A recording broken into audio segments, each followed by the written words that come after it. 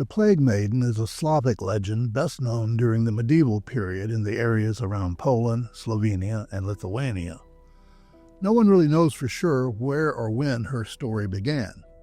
What everyone does agree on is that she appears in two basic forms: a spectral old woman in tattered white garments, or a pale maiden in either white or black robes with a fiery wreath around her head.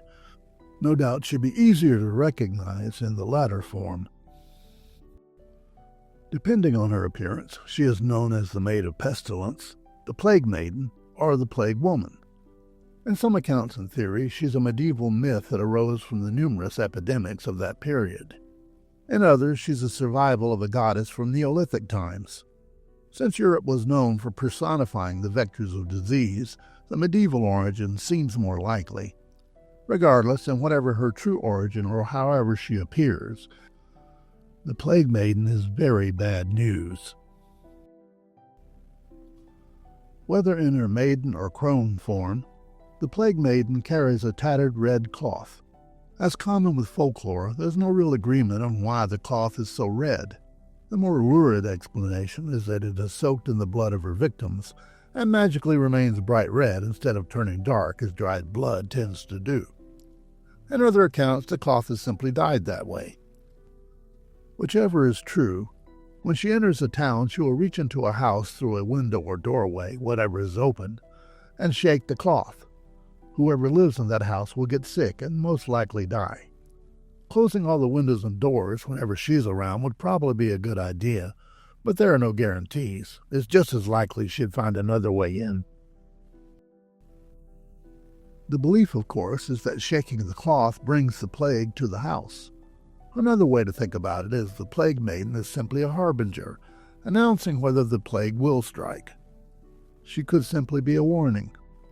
However, since there doesn't seem to be any way of avoiding that fate, whether forewarned or not, the Plague Maiden as the actual source of the pestilence makes more sense. While it was never possible to completely thwart the Plague Maiden's intentions, in one story from Poland, her planned predation of an entire town was turned aside. In this account, a man of a certain village met a pale young woman on the road who asked the distance to the next town, but he wasn't fooled. He recognized the Plague Maiden, but as there was only the one road, there was no way to misdirect her. Still, he knew what was coming. The man knew she would reach his own home before she reached the village. He ran there, sharpened his sword, and waited. Sure enough, before long he saw a pale, thin arm snake through his window and shake a red cloth. Instantly he struck.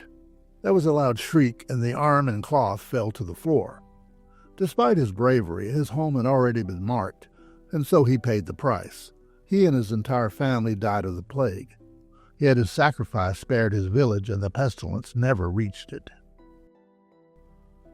Another account is, in some ways, a twisted mirror of the first one. In this one, a man from a village found an old woman beside the road. She said she did not have the strength to reach the village, and could he help her? So many had passed her by without a thought, but he was different. He was kind. He helped her into his cart and took her there. Perhaps she thanked him. One would think so. To cut to the chase, the old woman was the Plague Maiden in her crone form. Perhaps everyone else passing by sensed something wrong about the woman, and it wasn't a lack of charity or empathy that made them leave her by the roadside. It was well-placed fear. Regardless, the kind man had missed all the clues and unknowingly brought the plague to his village, and everyone died. Except the kind man, of course. He was spared.